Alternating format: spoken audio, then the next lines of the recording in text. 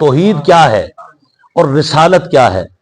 اللہ تبارک و تعالیٰ کو ازلی ماننا، ابدی ماننا، ہمیشہ سے ہے اور ہمیشہ رہے گا یہ ماننا، حی و قیوم ماننا، واجب الوجود ماننا کہ وہ ہے اور ہمیشہ رہے گا، یہ ماننا ضروری ہے، اور پھر اسی کو مستحق کے عبادت سمجھنا ضروری ہے۔ اللہ ہی ہے جس کی عبادت ہوتی ہے۔ یہی وجہ ہے جب آپ اور میں مسلمان ہوتے ہیں تو سب سے پہلے کیا جملہ کہتے ہیں؟ ماشاءاللہ، لا الہ الا اللہ۔ ایک مرتبہ ضرب لگا دے ذرا، لا الہ الا اللہ۔ ہمارے صوفیاء اس کا ذکر بڑا کرتے ہیں۔ یہ رب کا نام ایسا ہے جو دلوں کے میل اتار دیتا ہے۔ کعبہ کے رب کی قسم ہے، جب بندہ نیا نیا مسلمان ہوتا ہے، لا الہ الا اللہ محمد رسول اللہ پڑھنے سے پچھلے سارے گناہوں پہ اللہ قلم پھیر دیتا ہے۔ سورہ اخلاص کیا ہے؟ سورہ توحید ہے۔ اور آپ جانتے ہیں سورہ اخلاص میں 7 چیزیں بیان ہوئی ہیں ابتداءً۔ ایک ہے قل، مطلب اے محبوب آپ فرما دیجئے، یہ ہے واسطہ رسالت۔ یہ کیا ہے؟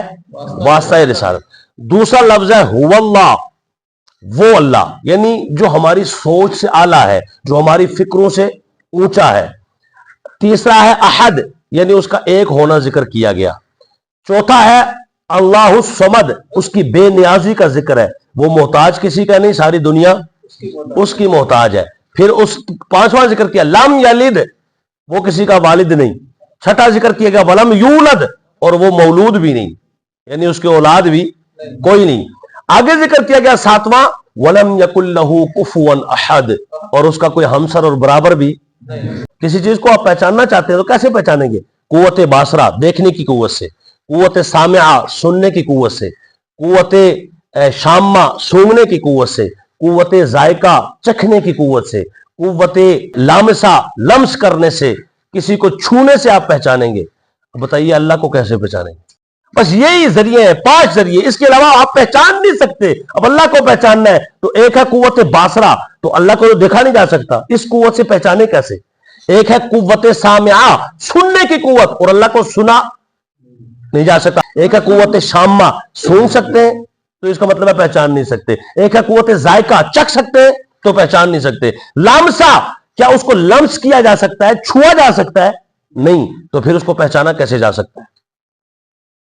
یہ اصل بات ہے، اور اس پر آ کر علماء کہتے ہیں اب پڑھو سورہ اخلاص، تمہیں سمجھ آئے اس کو پہچاننا کیسا ہے۔ فرمایا قل هو اللہ احد، میری توحید کا بیان دوسرے لفظ سے ہوگا، تیری رسالت کا بیان پہلے لفظ سے ہوگا۔ فرمایا قل، محبوب تو فرما دے، میں ان سے بات نہیں کرتا، یا اللہ تو قدیر نہیں، ہمیں ہو، ان اللہ علی کل شیء قدیر، بے شک اللہ ہر شے پر قادر ہے۔ وہ مجھے اور آپ کو خود ہی بتا دے، ہمارے دل میں القاء کر دے، ڈال دے، ہمارے ذہنوں میں ڈال دے کہ میں ایک ہوں۔ ایسا نہیں ہو سکتا؟ ہو سکتا ہے، لیکن اللہ نے خود دل میں نہیں ڈالا کہ میں ایک ہوں۔ میں نہیں ڈالتا، محبوب تو ڈال۔ قل، یا اللہ بات تیری ہے، فرمایا بات میری ہے، زبان مصطفیٰ کی ہوگی، توحید میری ہے پر رسالت کی زبان سے ہوگی۔ یہ یاد رکھے، جب اللہ تعالیٰ کسی کو یہ فرمائے نا کہ تو میرے بندوں کو فرما دے میری طرف سے، اس رابطے کا پیدا ہونا رسالت کہلاتا ہے۔ ترتیب اگر آپ دیکھیں نا افضلیت کی، بھئی افضل، اعلی، برتر، اکرم، سب سے اونچی، یہ توحید ہے کہ رسالت؟ تو کیا ہوگا بھئی؟ توحید۔ کیا ہوگا؟ توحید۔ لیکن جس وقت توحید پہچاننے کی باری آئے گی تو پہلے رسالت آئے گی۔ بھئی اس توحید کو سمجھنا کیسے ہے؟ اللہ کو واحد ماننا ہے تو کس طرح ماننا ہے؟ فرمایا پہلے مخبر مانو پھر خبر مانو۔ ایک ہے مخبر، ایک ہے مخبر عنہ، اللہ کے رسول صلی اللہ علیہ وسلم مخبر ہے، خبر دینے والے۔ یہی وجہ ہے وَأَنذِرْ عَشِيرَتَكَ الْأَقْرَبِينَ، فرمایا اپنے قریبی رشتہ داروں کو ڈرائیے۔ تو اس وقت حضور نے کیسے ڈرایا آپ جانتے ہیں؟ کیسے اللہ کا خوف دلایا؟ فرمایا سارے ادھر پہاڑ کے نیچے اکٹھے ہو جاؤ۔ جب لے ابو قبیس پہ چڑھ کے حضور علیہ السلام نے سب کو اکٹھا کیا، اور میں نے غالباً 4تھی جماعت، 4تھ میں نے یہ پڑھا تھا واقعہ، اور آپ نے بھی یقیناً یہ سنا پڑا ہوگا۔ اس وقت حضور نے ایک خطاب فرمایا تھا، فرمایا اے اہل قریش، میں اگر تمہیں یہ کہوں کہ اس پہاڑ کے پیچھے سے ایک لشکر آ رہا ہے تو تم مان لو گے؟ واہ مصطفیٰ کریم، کیا شان ہے آپ! رب کی توحید سمجھائی تو کس طرح سمجھائی؟ دیکھیے قرآن پاک میں پہلے پارے میں سورہ بقرہ میں اللہ تعالیٰ ارشاد فرماتا ہے وَإِن كُنتُمْ فِي رَيْبٍ مِّمَّا نَزَّلْنَا عَلَىٰ عَبْدِنَا فَأْتُوا بِسُورَةٍ مِّن مِّثْلِهِ وَادْعُوا شُهَدَاءَكُم مِّن دُونِ اللَّهِ إِن كُنتُمْ صَادِقِينَ فَإِن لَّمْ تَفْعَلُوا وَلَن تَفْعَلُوا فَاتَّقُوا النَّارَ الَّتِي وَقُودُهَا النَّاسُ وَالْحِجَارَةُ أُعِدَّتْ لِلْكَافِرِينَ۔ اللہ تبارک و تعالیٰ نے ارشاد فرمایا اگر تم کو شک ہے نا ہمارے اس کلام میں، یعنی قرآن میں، اس کلام میں شک ہے تمہیں، وَادْعُوا شُهَدَاءَكُم، اپنے سارے کے سارے دوستوں یاروں کو بلا لو اور پھر آؤ میرا چیلنج قبول کرو۔ اللہ فرماتا ہے اس کی صورت کی مثال کوئی صورت لے آؤ۔ اور اللہ تبارک و تعالیٰ بتانا چاہتا ہے کہ میرے محبوب صلی اللہ علیہ وسلم کتنی اہم شخصیت ہے میرے نزدیک، کتنی اہم ہے کہ میں ان کے ذریعے اپنے پہچان کروانا چاہتا ہوں۔ خود بھی القاء کر سکتا ہوں، میں قدیر ہوں، قدرت والی ذات ہوں، چاہوں تو سب کو خود ہی بتا دوں، لیکن میں سب کو خود نہیں بتا رہا اپنی وحدانیت کی بات، بلکہ میں رسول اللہ کے وسیلے سے بتانا چاہتا ہوں۔ یہ وجہ ہے کہ رسول اللہ صلی اللہ علیہ وسلم جبل ابو قبیس پہ جب چڑھ کے ارشاد فرماتے ہیں اے اہل قریش، میں اگر تمہیں یہ کہوں کہ پہاڑ کے پیچھے سے لشکر آ رہا ہے تو مان لو گے؟ تو سب نے بیک زبان ہو کے کہا تھا جی بالکل مانیں گے، اور وجہ یہ ہے کہ آپ سچے ہیں، وجہ یہ ہے کہ آپ صادق و امین ہیں، سچے ہیں آپ، اور آپ چونکہ سچے ہیں، جھوٹ بولتے نہیں، آپ سچے ہیں، یعنی آپ جو مخبر ہے، خبر دینے والے ہیں، وہ خبر دینے والا مخبر سچا ہے تو جو خبر دے رہا ہے پہاڑ کے پیچھے سے لشکر والی، وہ بغیر دیکھے بھی مان لیں گے۔ اس وقت حضور علیہ الصلوۃ والسلام نے پیغام توحید دیا، میرے اوپر اعتماد کی وجہ سے خبر کو مانتے ہو تو میں ہی تمہیں خبر غیب کی ایک دینے والا ہوں، وہ کیا ہے کہ وہ اللہ ایک ہے۔ اللہ نے وسیلہ مصطفیٰ یعنی وسیلہ رسالت کا ذکر کر کے پھر توحید سمجھائی، اور رسول اللہ نے بھی ایسے ہی سمجھائی۔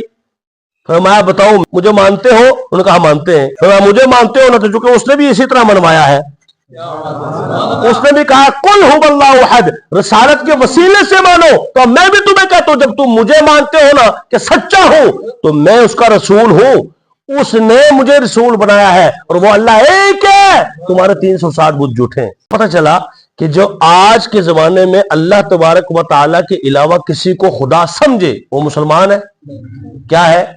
کافر ہے۔ یہ عقیدہ توحید سمجھ لیجئے، کسی زمانے میں اگر آپ کا میرا کسی کا عقیدہ ہو کہ اللہ تبارک و تعالیٰ کے علاوہ بھی کوئی گاڈ ہو سکتا ہے، کوئی خدا ہو سکتا ہے، کیونکہ آج کچھ لوگوں کا یہ نظریہ ہے اور وہ کہتے ہیں جی قیامت والے دن جب جنتیوں کو جنت میں داخل کیا جائے گا تو چونکہ اللہ کی ایک صفت ہے وہ جو چاہتا ہے وہ ہو جاتا ہے، تو وہ جو جنتی ہوگا اللہ نے اس کو بھی ایک طاقت دی ہوگی کہ جس سے وہ جو چاہے گا ہو جائے گا، وہ چاہے گا مجھے انگور ملے تو انگور ملیں گے۔ تو کہتا ہے کہ اس وجہ سے چونکہ اللہ تعالیٰ کی یہ بات اس میں آ جائے گی، لہذا وہ بڑا تو نہیں ہوگا خدا لیکن چھوٹا خدا ہو جائے گا، منی گاڈ ہو جائے گا۔ ایسا عقیدے رکھنے والا مشرک ہے۔ تو توحید یہ ہے کہ اللہ تبارک و تعالیٰ کو مانے تو کیسے مانے، پہچانے تو کیسے پہچانے؟ فرمایا مصطفیٰ کریم جیسے کہتے جائیں ویسے مانے۔ یہی وجہ ہے فرمایا اہل قریش مانو، کیوں کہ میں تمہیں کہہ رہا ہوں۔ تو اس وقت کچھ نے مانا تھا، چند نے، اور باقیوں نے نہیں مانا تھا۔ اب جن لوگوں نے مانا تھا انہوں نے پہلے کسے مانا تھا؟ انہوں نے پہلے حضور کو مانا تھا، کیونکہ پہلے تو مخبر مانا جاتا ہے، خبر نہیں مانی جاتی۔ پہلے مخبر، پہلے وسیلہ، یعنی میں آپ کو بتانا یہ چاہتا ہوں کہ توحید کا بیان وہ کرے جو اللہ کی جیسی توحید بیان کرے، جیسے اللہ نے بیان کی ویسے بیان کرے۔ اللہ نے پہلے قل کہہ کے رسالت کا واسطہ پیش کیا اور یہ بتا دیا بغیر واسطہ رسالت کے، بغیر وسیلہ نبوت کے توحید قبول نہیں، تو پھر دنیا کی کوئی عبادت قبول نہیں، کوئی عقیدہ قبول نہیں۔ وسیلہ مصطفیٰ کتنا ضروری ہے آپ سمجھیں اس چیز کو، یہ نارمل بات نہیں ہے۔ لوگ سوچتے ہیں بھائی 14 صدیوں سے یہ عقیدہ اس اہل سنت و جماعت کا ہے جو دنیا میں سب سے بڑی جماعت ہے، ایسے ہی نہیں ہے، اس وجہ سے ہے وہ سمجھتے ہیں کہ جس رب نے ہمیں توحید سکھائی ہے ہم ایسے ہی بیان کریں گے۔ لوگوں نے اپنی من چاہی توحید بیان کی۔ اللہ فرماتا ہے وَلَئِن سَأَلْتَهُمْ مَنْ خَلَقَ السَّمَاوَاتِ وَالْأَرْضَ لَيَقُولُنَّ اللَّهُ۔ سورہ لقمان میں فرمایا ان لوگوں سے آپ پوچھیں نا بتاؤ یہ زمین و آسمان کس نے بنایا، تو کہیں گے بالکل جی اللہ تعالیٰ نے بنایا، لَيَقُولُنَّ اللَّهُ، اللہ نے بنایا۔ فرمایا ان لوگوں کی بھی توحید قبول نہیں، اس لیے کہ من چاہی توحید بیان کرنا اور ہے، جیسے رب نے ترتیب بتائی ہے ویسی توحید بیان کرنا اور ہے۔